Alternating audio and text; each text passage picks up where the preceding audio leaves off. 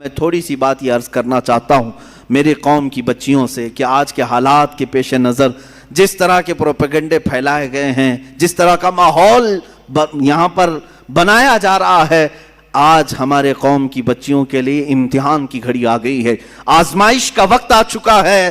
آج درندے دندناتے ہوئے تمہاری عزتوں کی طرف نوچ کھانے والی نگاہوں سے دیکھ رہے ہیں، منظم پلاننگ کی طرف اور منظم منصوبہ سازی کے ساتھ ہماری بچیوں کو اغوا کیا جا رہا ہے، اٹھا لے جایا جا رہا ہے اور انہیں اپنے ہاں لے جا کر کے بیاہ کیا جا رہا ہے۔ ان تمام چیزوں میں میں کہتا ہوں کچھ لڑکیاں بھولی بھالی ہوتی ہیں، صورت پر آ گئی اور شیطانی چال کو دیکھ کر کے فریفتہ ہو گئی۔ میں سمجھتا ہوں یہ انہی گھروں کی بچیاں ہیں جن کے گھروں میں کبھی فاطمۃ الزہرا کا تذکرہ نہیں کیا جا رہا ہوگا، یا بچپن سے ان کی تربیت میں کوئی کوتاہی کی گئی ہوگی، ورنہ جس کے سینے میں محبت مصطفیٰ ہو، عشق مصطفیٰ ہو اور ایک عظیم گھرانہ جس میں قرآن کی تلاوت ہو رہی ہو، احادیث کا درس ہو رہا ہو، وہاں کی بچیاں اس طرح کا قدم نہیں اٹھاتی۔ اگر اٹھاتی ہیں تو اللہ تعالیٰ غیب سے ان کی مدد بھی فرمائے گا۔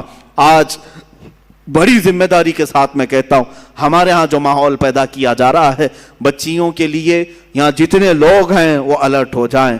آج کچھ درندے یہ اعلان بھی کرنے لگ گئے، دیکھ رہے ہیں آپ، کھلے عام پوسٹر لگا رہے ہیں۔ اتر پردیش میں کچھ گنڈے اس طرح کی بھی بات کر رہے ہیں کہ ہم اس سال 2100 مسلمان لڑکیوں کو ہمارے ہاں بہو بنائیں گے، ہندو بنا کر کے لائیں گے اور اپنے حساب سے ان کی شادیاں رچائیں گے۔ یہ علل اعلان کیا جا رہا ہے۔ یہی بات اگر میں کہہ دوں تو پھر آتنکی ہو جاؤں گا۔ اگر ہمیں ضرورت نہیں ہے، ہم اپنے نوجوانوں کو اس طرح کھلے چھوڑنا بھی نہیں چاہتے کہ جاؤ اٹھا لاؤ۔ میرے عزیزو، ہم چاہتے بھی نہیں، ویسے بہت سارے نوجوان ہیں اسی کام پر لگے ہوئے رہتے ہیں۔ اسلام اس طرح کی تبلیغ نہیں کرتا کہ کسی کے باپ کے کسی کی بیٹی کو اغوا کر کے لے آئے اور زبردستی اپنے بستر کا اسے سامان بنائے۔ ہمارے ہاں یہ طریقہ نہیں ہے۔ ارے یہاں نکاح بھی ہوتا ہے تو پہلے قاضی عورت سے ہی پوچھ کے آتا ہے تو راضی ہے یا نہیں، بغیر رضا کے تو دولہے سے بھی نہیں پوچھا جاتا کہ قبول ہے کہ نہیں، پہلے تو خاتون سے ہی ہمارے ہاں پوچھنے کا رواج ہے، اور اگر اس کی رضا نہ ہو تو نکاح بھی نہیں۔ ہم زور زبردستی کے قائل ہی نہیں ہیں۔ کسی کو اغوا کر کے لے جانا، اٹھا کر کے لے جانا، زبردستی بہو بنانا، اگر یہ کام ہو رہا ہوتا تو پتہ نہیں سب صفایا بھی ہو چکا ہوتا۔ ایسا نہیں ہے میرے عزیزو۔ یہاں پر ان بچیوں کے لیے میں کہتا ہوں کہ کچھ ایسے حالات بنائے جائیں گے، شکل و صورت اس پر کبھی مت جانا۔ فرمایا گیا کہ ایک نوجوان کی شکل میں شیطان آتا ہے، ابلیس لعین ایک خوبصورت نوجوان کی شکل میں آتا ہے عورتوں کے پاس، اچھے بال، اچھا چہرہ، اچھے کپڑے، جو اپنی طرف موہ لے۔ تو لڑکیاں اگر شہوت کے ساتھ اس کی طرف دیکھنے لگ گئیں تو فرمایا گیا النظر سہم من سہام الشیطان، یہ آنکھ جو ہے شیطان کے تیروں میں سے ایک تیر ہے۔ نظر جو پڑتی ہے، شہوت کے ساتھ جو نظر گئی، شیطان وہاں تیر چلا دیتا ہے۔ جو نوجوان تمہیں بھا گیا، یہ ضروری نہیں کہ وہ انسان ہی ہے، وہ شیطان بھی ہوتا ہے۔ شیطان کوئی لمبے سینگ والا، بڑی پونچھ والا، پر والا نہیں ہے کہ ایسی شکل میں آئے گا تب تم ڈر کے بھاگو گی۔ شیطان تو ایک اچھے نوجوان کی شکل میں بھی آتا ہے، خوبصورت لڑکوں کی شکل میں آتا ہے، اور مردوں کے پاس خوبصورت لڑکیوں کی شکل میں آتا ہے۔ جب یہ بہک جاتے ہیں، گناہ کر لیتے ہیں، تب چلا جاتا ہے، بھاگ جاتا ہے، اچھے اچھے پرہیزگاروں کی شکل میں آ جاتا ہے اور تمہارے ایمان کا سودا کرنے لگ جاتا ہے۔ میں ان بچیوں سے بھی کہتا ہوں کہ تم اچھے گھروں کی ہوں گی، اچھے خاندانوں کی ہوگی۔ بہت ساری لڑکیاں یہ دلیل دینے لگ جاتی ہیں کہ ہم ان کو صحیح راستے پر لے کے آ جائیں گی، وہ مسلمان بن جائیں گے، فلاح ہو جائیں گے۔ تبلیغ کا اتنا ہی شوق ہے تو مجھ سے رابطہ کریں، بہت سارے میدان ہیں، میں بھیجوں گا تبلیغ کے لیے۔ صرف اور صرف کسی ایک لڑکے پر یہ اس طرح کے حالات، بسا اوقات ہم نے دیکھا ہے کہ تمہارا دین خطرے میں آ گیا اور کفر پر موت ہو گئی، کفر پر موت ہو گئی۔ ابھی چند مہینے پہلے، 6-7 مہینے پہلے کا ایک واقعہ گردش کر رہا ہے، اخبارات کی سرخی بھی بنا اور بہت سارے سوشل میڈیا پر یہ گردش بھی کرتی رہی بات۔ مدھیہ پردیش کے کسی علاقے کی ایک نوجوان لڑکی اپنے گھر چھوڑ کر بھاگی تھی اسی طرح سے، اور اس کے گھر گئی، سب کو چھوڑ دیا، 4 مہینے اس کے ساتھ نہیں گزارا. ایک دن اس نے صرف یہ کہا تھا کہ مجھے شام میں گھمانے کیوں نہیں لے جاتے. اسی بات پر جھگڑا شروع ہوا, یہاں تک پہنچا کہ اس غیر مسلم نے اس عورت کو گلا گھونٹ کے مار دیا. لڑکی مسلمان تھی, گھر واپس آ نہیں سکتی تھی, مر گئی. اور رو دھو کر کے گھر والوں نے کہا کہ بیمار ہو گئی تھی, ہم نے وہی واقعہ ہوا. لیکن پولیس کو بعد میں شک ہوا, تفتیش شروع کی, 3rd ڈگری لگایا تو سب بول دیا. کہا کہ ایسا ایسا ہوا تھا اور میں نے مار دیا ہے, میں نے مار دیا ہے. عزیزان گرامی, پوسٹ مارٹم آنے کے بعد پتہ چلا 2 مہینے کے بعد کہ اس لڑکی کو انہوں نے اس طرح سے مار دیا تھا. میں ان بچیوں سے کہتا ہوں جو اپنے گھروں کی عزت کو لے کر کے نکل جاتی ہیں. آج میں اسی بات کی طرف آنا چاہتا تھا. آؤ تمہیں میں مثالی خواتین کی وہ زندگیاں بتاؤں جن کے اوپر مکہ والوں نے مظالم کے پہاڑ ڈھا دیے. کیا نہیں کیا. اس سیدہ سمیہ کو لاکھوں سلام, جن کو گھر سے گرفتار کر کے مکہ کے کافروں نے بیچ بازار میں لایا اور گھوڑے کی ٹانگوں سے باندھ دیا. کہا سمیہ چھوڑ دے اپنے دین کو. اگر خواہشات ان عورتوں کے دلوں میں بھی ہوتی تو چھوڑ دیتی. مکہ کے بڑے بڑے رئیس ان کو اپنانے کے لیے تیار تھے, بڑے بڑے پیسے والے اپنے لیے اپنے گھر کو ان کو بلانے کے لیے تیار تھے. سیدہ سمیہ اس وقت بھی احد احد کہتی رہی, میرا اللہ ایک ہے, میرا اللہ ایک ہے, اس کے علاوہ میں کسی بات کا اقرار نہیں کروں گی. ان کو اتنا مارا سیدہ سمیہ کو. ابو جہل خبیث مردود نے ان کی شرمگاہ پر نیزہ مار کر کے انہیں شہید کیا. تمہیں معلوم ہے پوری اسلام کی تاریخ اٹھا کر کے دیکھنا, اسلام میں سب سے پہلے شہید ہونے والی اگر کوئی ہے تو سیدہ سمیہ ہے. وہ عورت ہے جنہوں نے جان پیش کر دیا, دین نہیں دیا, دین نہیں بیچا.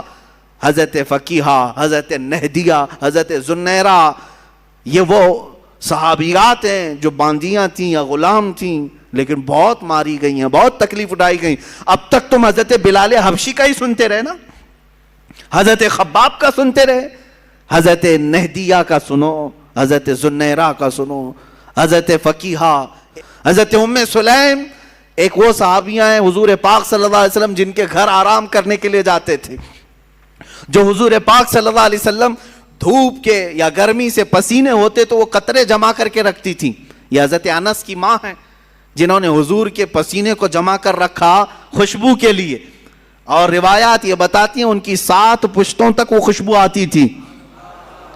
وہ ام سلیم جب ان سے نکاح کے لیے ابو طلحہ نے پیغام بھیجا, وہ ایمان لائے ہوئے نہیں تھے, ایمان لائے ہوئے نہیں تھی. آج کے حالات کے مطابق میں عرض کر رہا ہوں, ام سلیم کیا کہتی ہیں, ابو طلحہ کو بہت پسند کرتی تھیں, خوبصورت تھے ابو طلحہ, بہت ہی کڑیل جوان بھی, اور ام سلیم ان کو پسند کرتی تھی. نکاح ہو جائے, سامنے سے ابو طلحہ آئے, ام سلیم نکاح کر لیتے ہم. ام سلیم نے کہا میری پسند اپنی جگہ پر, تم خوبصورت ہو اپنی جگہ پر, تم کڑیل جوان ہو اپنی جگہ پر, مگر میرا ایمان میرے ساتھ ہے. کیا ایسا ہو سکتا ہے کہ میں اللہ کو ایک مانتی ہوں, محمد صلی اللہ علیہ وسلم کو اللہ کا رسول مانتی ہوں, میرا تمہارے سے نکاح کیسے ہو سکتا ہے؟ اگر تم ایمان نہیں لائے تو ہماری زندگی میں کبھی ملاپ نہیں ہو سکتا. حضرت ام سلیم کی دعوت پر حضرت ابو طلحہ ایمان لائے, اور ایمان لائے تو صرف نکاح کے لیے نہیں لائے, حضور کے جانثار بن گئے اور عشرہ مبشرہ صحابہ میں داخل ہوئے ہیں. خواتین کا یہ بھی کردار ہے عزیزان گرامی. وہ ایسے نہیں کہ پسند آ گیا جوان تو گھر سے بھاگ کر نکل پڑی, چاہے کہیں پر بھی جا کر کے شادی رچانا پڑے. معاذ اللہ, ان بچیوں کی زندگی پر مجھے بڑا افسوس ہوتا ہے جن ماں باپ کی عزت کو مٹی میں ملا کر کے فخر کرتی ہیں. یہ سب کہاں سے ہو رہا ہے جانتے ہیں؟ یہ سب اسی ٹیلی ویژن سے, انٹرنیٹ سے اور سیریلوں سے. آج پوری دنیا ملا کر کے ایسی چیزیں دکھانا چاہ رہی ہے. مجھے کل ہی ہماری ایک خاتون نے یہ کہا تھا, بتایا تھا کہ سب سے زیادہ ابھی فی الحال عورتیں پاکستانی سیریل اور وہاں کے ٹیلی ویژن سے نشر ہونے والی فلموں وغیرہ کو دیکھتی ہیں. مجھے اس کی خبر نہیں تھی, لیکن اگر اس طرح کا ماحول وہاں سے پیش کیا جا رہا ہے تو میں تو کہتا ہوں کہ ان تمام چیزوں پر بندش لگانی چاہیے. اور یہ تاثر دیا جاتا ہے لڑکیوں کو کہ آزاد رہو, جو تمہیں پسند ہے اس سے بھاگ جاؤ, ماں باپ راضی ہوں ناراض ہوں کوئی مسئلہ نہیں, بعد میں سب ٹھیک ٹھاک ہو جاتا ہے, سب برابر ہو جاتا ہے. عزیزان گرامی, تمہیں پتہ ہے کہ یہ وہ والدین جن کی رضا میں تمہاری جنت ہے، جن کی ناراضگی میں تمہاری جہنم ہے، ماؤں کو روتا ہوا، باپ کو روتا ہوا، بلکتا ہوا چھوڑ کر کے چلے جاتے. پسند ہے کہیں سے تو پھر والدین کو راضی کیوں نہیں کر لیتے ان باتوں پر. ہاں جہاں تک رہی بات مسلمانوں کی آپس میں، کبھی ماں باپ اگر ناراض ہو کر بیٹھتے ہیں تو وقت لگ جائے گا، منا لیں گے، اور نکاح ہو گیا تو کوئی حرج نہیں. مجھے تو افسوس اس بات پر ہے کہ ایمان بھی چھوڑ کر جا رہی ہیں. گھر چھوڑا تو چھوڑا، اور اگر کوئی جوان ایسا تھا جو اسلام کی طرف تجھے لے جاتا یا تجھے وہ اسلام میں ہی رکھتا تو الگ بات تھی. یہاں تو باضابطہ ان سانپوں کے گھروں میں جا رہی ہیں جو پورے اسلام کو ڈسنے کے لیے بیٹھے ہوئے ہیں. آج جو میرے نبی کی شان میں گندی گالیاں دے رہے ہیں ان کے گھروں میں جانے کے لیے بچیاں بیٹھی ہوئی ہیں. اور اگر کوئی لڑکیاں اس طرح جاتی ہیں تو میں کوئی خوف اس بات کا نہیں کر رہا ہوں کہ تمہارے جانے سے اسلام گھٹ جائے گا، ہرگز نہیں. اسلام کی جڑیں تحت الثری سے نیچے ہیں، اس کی شاخیں اوج ثریا کے اوپر ہیں. پوری دنیا مل کر کے ہلائے تو اسلام کا کچھ بال بیکا نہیں ہوگا. تم اپنا جہنم خریدنے جا رہی ہو، میرے اس دین کو کچھ نقصان نہیں ہوگا. 4 لڑکیاں چلی جائیں تو کیا اسلام میں ختم ہو جائے گا؟ یہ اس سمندر کا نام ہے جس سے چلو بھر پانی نکلنے سے سمندر کا کچھ بگڑتا نہیں، کچھ نہیں بگڑتا.